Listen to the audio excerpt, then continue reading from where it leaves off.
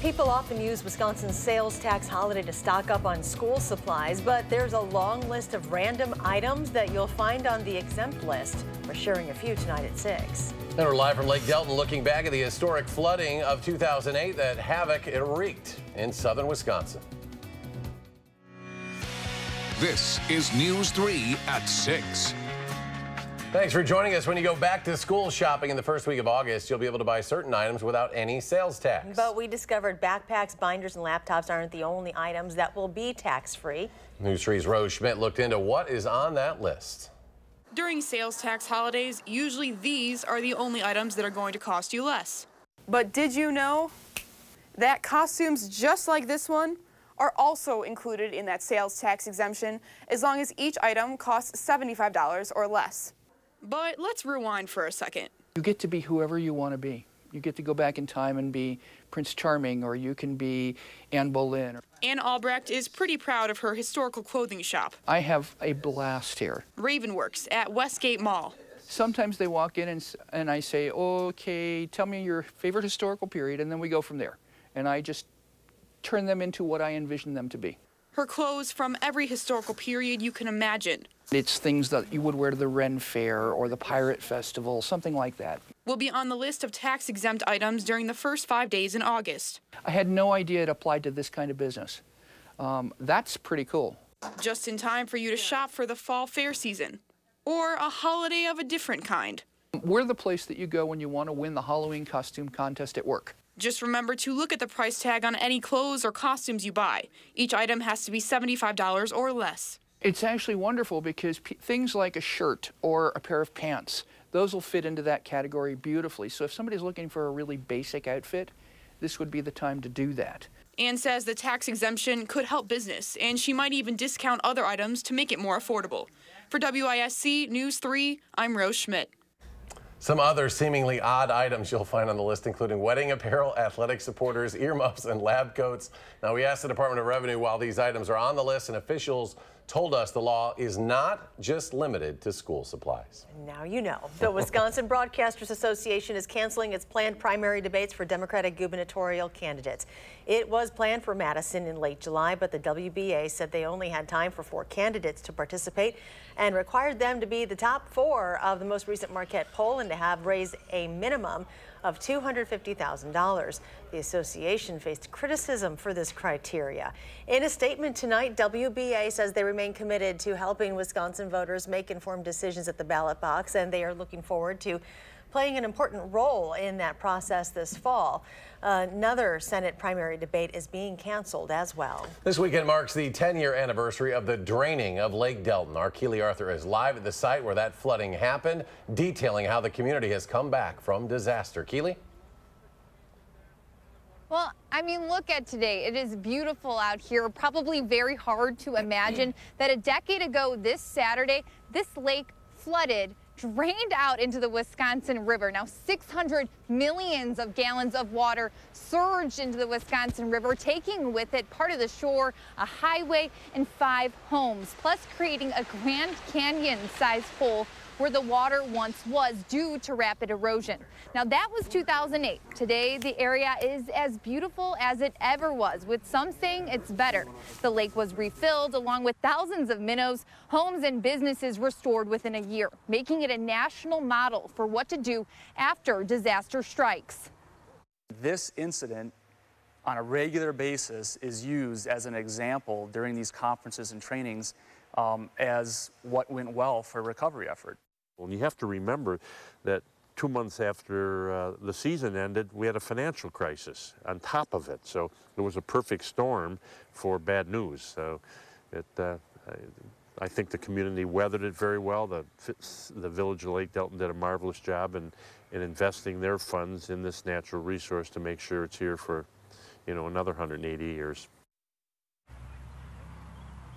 While this situation was very traumatic and shocking at the time, many people here speaking with them today look back at it with a sense of awe and pride that they were really able to bounce back. And I asked Tom Deal, who you just heard in the video, is this ever going to happen again? Are we ever going to have a breach like this? He said when they rebuilt the lake, they built it to withstand a 1,000-year storm. So maybe only if a 2,000-year storm hits will we ever see anything like that again. Back to you. That was unbelievable when it happened 10 years ago, and it's gone by so fast. Some beautiful shots there from our Sky 3 as well. Keely Arthur live in Lake Delton. Keely, thank you. Now, other locations in Sauk County and southern Wisconsin are also remembering the flooding. This is what it looked like near Redstone Lake in Reedsburg 10 years ago. Overflowing banks led to flooding for those living nearby.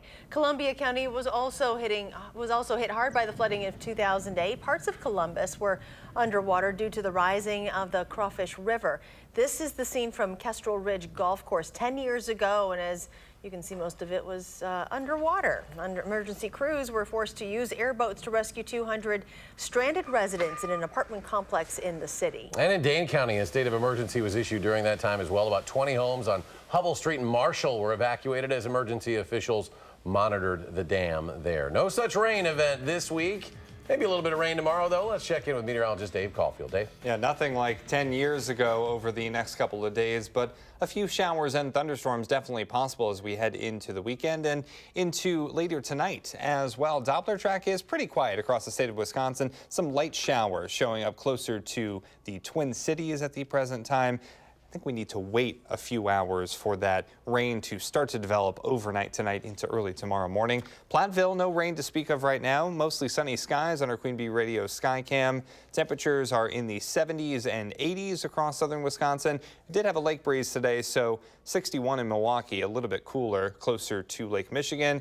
That's about 10 degrees warmer in many spots across southern Wisconsin compared to this time yesterday. Dew points a little bit on the humid side, especially for southwestern Wisconsin.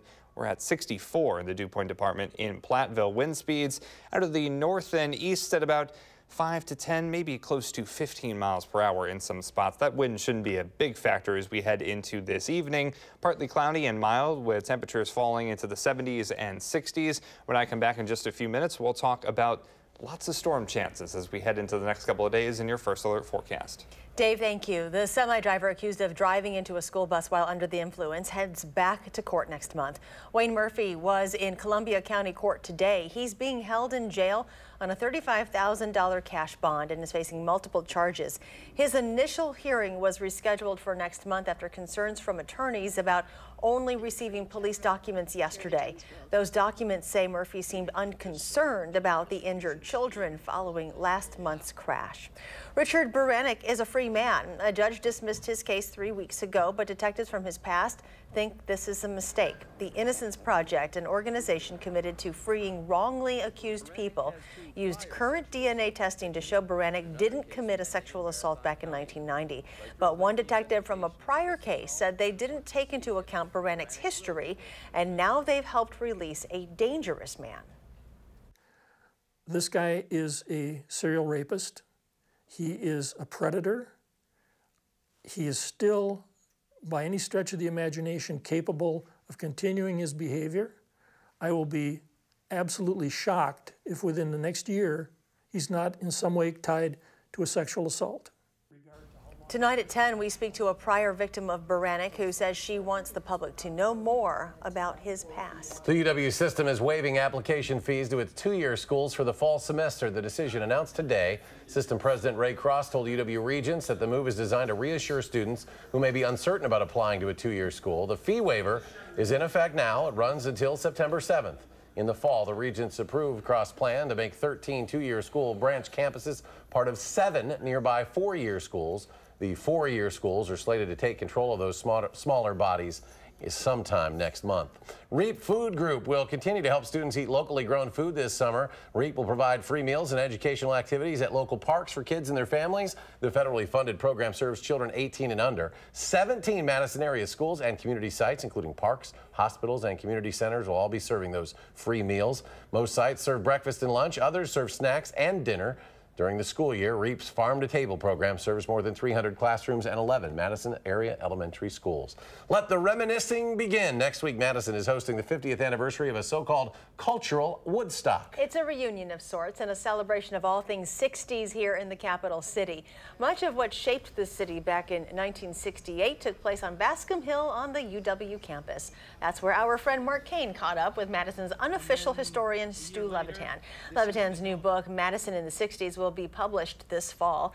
He says the protests might have started on campus, but they spread to have an effect on the entire city. Even stuff that starts as a campus event spills over into the city and affects city politics and city law enforcement and has a ripple effect. Social, political, economic, music, cultural, entertainment, intellectual. Everything you've heard about the 60s is mostly true, but it's not really a happy story. Tonight at 10, Mark Kane sits down with Stu Levitan to look back at the events that took place on Bascom Hill that changed a city and a generation. Ahead at 6, a library is using a special story time to teach life lessons. Coming up, some parents share their thoughts with News 3 on having a drag queen host the session. Stay with us.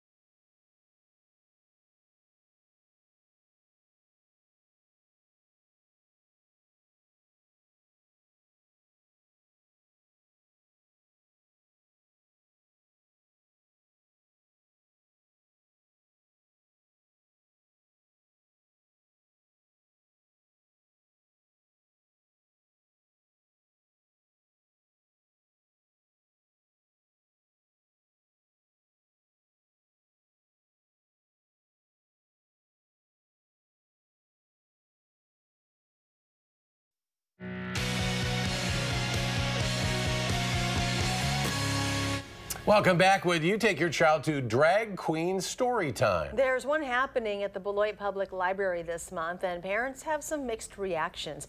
Our Rock County reporter Jenna Middaugh is live in our bureau at the Janesville Gazette to share what people are saying. Good evening, Jenna. Hi, Charlotte and Eric. Well, even though this event is still weeks away, people are already talking about what's happening at the Beloit Public Library. Life can get pretty busy at Amanda Reesberg's home. That's why she likes to bring her 3 daughters to story time. I was really drawn to it immediately. And when she heard about a unique story time at the Beloit Public Library, right away I put that I was interested in going and put it on my calendar. Because it's not every day that a drag queen is the one reading the book. Cass Marie, who has done this many times before at the Madison Public Library and elsewhere, will be coming in, and she will be reading a couple, again, age-appropriate books. Parents like Amanda say this is a good chance to let her daughters learn. We try to teach acceptance and leave them open to make their own decisions as far as what kind of people they want to be and, you know, how they want to express themselves. But not everyone sees it the same way. In a Facebook message, a Beloit mother who frequents the public library says she's very accepting of other people and respects their beliefs, but does not think a drag queen should be introduced to children, especially those 6 and under. Library Director Nick DeMassis says 6 and under is the target age for story time, but everyone is invited. We really want to get the message out there that what this program is about. And if you wish to come, great. If you don't, that's just fine too. And Amanda knows this is a chance to learn something new, both for her daughters and her hometown. I think it's good to kind of ease the city into new and different. There's nothing wrong with new and different. The story time is scheduled for June 27th at 10 and 11 a.m. and the library does ask that parents attend with their children. Jenna Mida reporting tonight. Jenna, thank you. Still ahead at 6. There's about a little over an hour left now on a new flight connecting Madison to the West Coast. We were there as passengers and community members celebrated this mile-high milestone. Thunderstorms are a staple of our weather pattern over the next few days. I'll time out the best chances in your forecast in just a few minutes.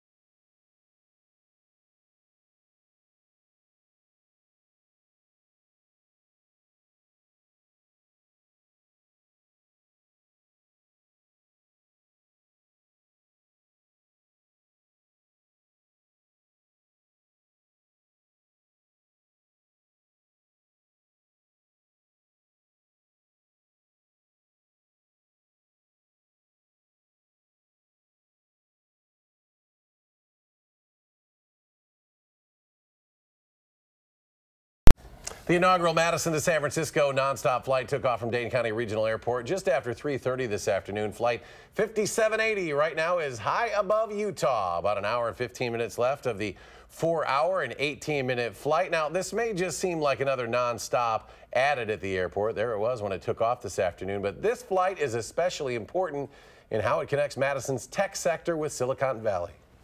This is more than just an economic connection. It's a connection of vitality. And the data tells us that if you have a direct connection, that patents go up, citations of patents go up, investment goes up, and the chances of companies going public increases.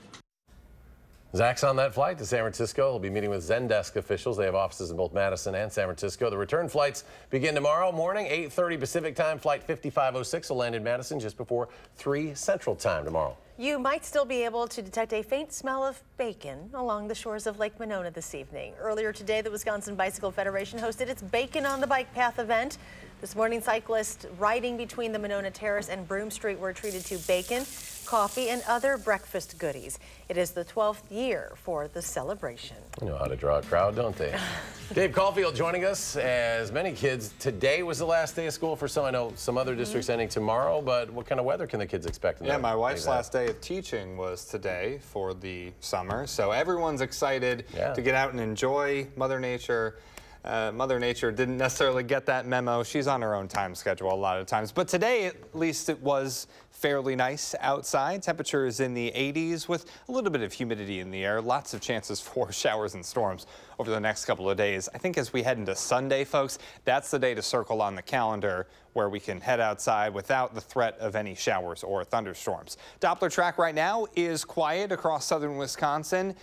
Temperatures are staying in the 70s tonight with some showers and thunderstorms off to our west and also to the south as well. But it's going to take time for our next chance of showers and thunderstorms to develop tonight. Then I think as we head into early Friday and throughout the day on Friday, that's when we'll see that thunderstorm activity in town. The good news is our severe weather outlook for Friday stays to the south and west. So I don't think we need to worry about any of the storms being particularly strong. Some heavy downpours and thunder and lightning definitely possible. And speaking of all the weather anniversaries that we have this weekend with Lake Delton, also the Barneveld tornado, 12:41 to 1:40 in the morning. So destructive, and couple that with the fact that it happened early in the morning where not a lot of people could see this coming. Very, very, very destructive. 36-mile path, $25 million in damage from just this one tornado alone. And unfortunately, 9 people lost their lives, almost 200 injured. This is part of the southern Wisconsin tornado outbreak, not just Barneveld, but DeForest, Columbus, Beaver Dam, Belmont, all receiving tornadoes on that fateful morning. Hopefully nothing like that happens anytime soon or ever again. Luckily, we're not looking at any severe weather over the next couple of days here in southern Wisconsin. We're talking about temperatures right now in the 70s and 80s, a bit of a lake breeze, so we do have 60s close to Lake Michigan. Dew points, definitely a little bit humid outside in downtown Madison. We are seeing some clouds come into the picture. Current conditions in the 80s in Madison on the Edgewater Skycam. Speaking of Lake Mendota, look at this sunrise over Lake Mendota. Excellent picture. Kenton, thank you so much for sending this in. We have that ring of fire setup that I talked about, and also a stationary front helping with these thunderstorm chances to just keep coming back day after day. So thunderstorms possible Friday and Saturday. I do think, though, as we head into Sunday, we will be a little bit calmer and with some sunny skies. Tonight, 58, mostly cloudy with thunderstorms arriving late. And tomorrow, mostly cloudy with showers and thunderstorms possible. Temperatures in the 70s, a little bit closer to home. We're quiet tonight, but then as we head into tomorrow morning, we start to see those shower and thunderstorm chances rise, and have that umbrella with you for much of tomorrow and into Saturday as well, because you never know when a thunderstorm will pop up with this setup. 7-day forecast showing temperatures into the 80s by the work week next week, and a little bit warmer toward next weekend. Plenty of chances for showers and storms. It's hard to be perfect, but the Sun Prairie softball team still is. The story from the state tournament at Goodman Diamond in sports.